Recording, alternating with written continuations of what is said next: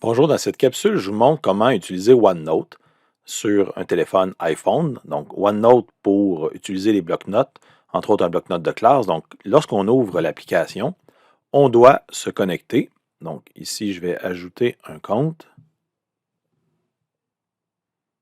Donc, on se connecte avec notre adresse d'étudiant, etu.cégebdrummond.ca. On ajoute le mot de passe. On fait se connecter.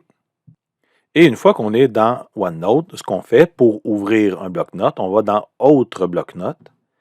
Et là, on va pouvoir aller voir les carnets qui sont récents ou faire parcourir pour ouvrir les différents bloc-notes qu'on va avoir dans notre OneDrive. Donc ici, je vais ouvrir Portfolio en art visuel et le portfolio va s'ouvrir et s'afficher. Donc, on va avoir accès à toutes les sections. Donc, dans un bloc-notes de classe, il y a des sections. Donc, le mot de bienvenue qui est ici se trouve dans une section. Et il y a des groupes de sections. Donc, on a la bibliothèque de contenu, l'espace de collaboration et un espace privé pour chaque étudiant. Donc, c'est normal que dans le bas de la liste, on trouve notre nom quand on est étudiant parce que c'est notre espace privé. Donc, c'est dans cet espace-là qu'on va aller ajouter du contenu lorsque les enseignants vont nous ajouter là, des projets et des travaux.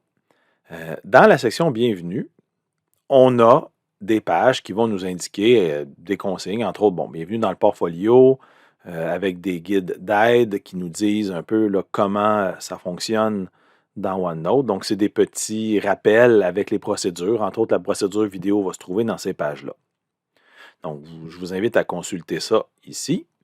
Et là, si vous avez à ajouter du contenu dans votre espace, donc vous cliquez sur votre nom et là, vous avez les sessions. Donc, dans chaque session, il y a les cours de la session. Donc, si j'ai à ajouter une page, exemple, dans un...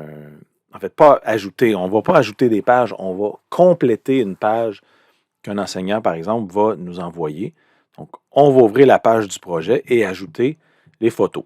Donc là, pour les besoins de la cause, je vais juste utiliser une page sans titre pour vous montrer ce qu'on peut faire. Donc, quand on clique à un endroit pour écrire dans la page, donc peu importe où est-ce qu'on va cliquer, le clavier apparaît et au-dessus du clavier, on a ici donc l'option d'ajouter des photos, faire un enregistrement audio, faire une liste de cases à cocher et on a quelques éléments. Puis si on tasse notre doigt pour faire glisser, bien, on a les outils de mise en page.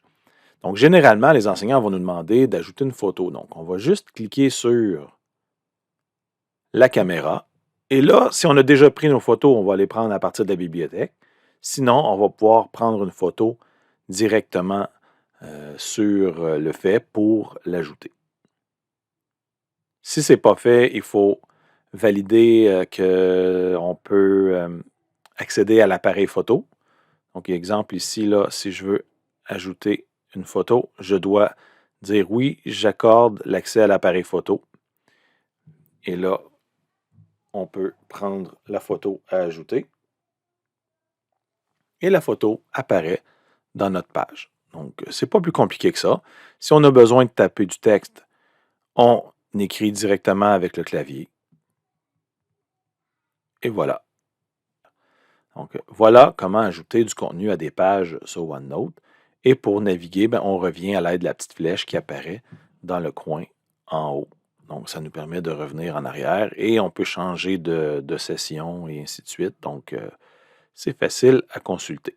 Donc, les deux sections importantes, c'est Bienvenue parce qu'il y a les procédures et notre espace personnel à notre nom dans les sessions en cours avec les cours et les projets que les enseignants nous demandent de compléter.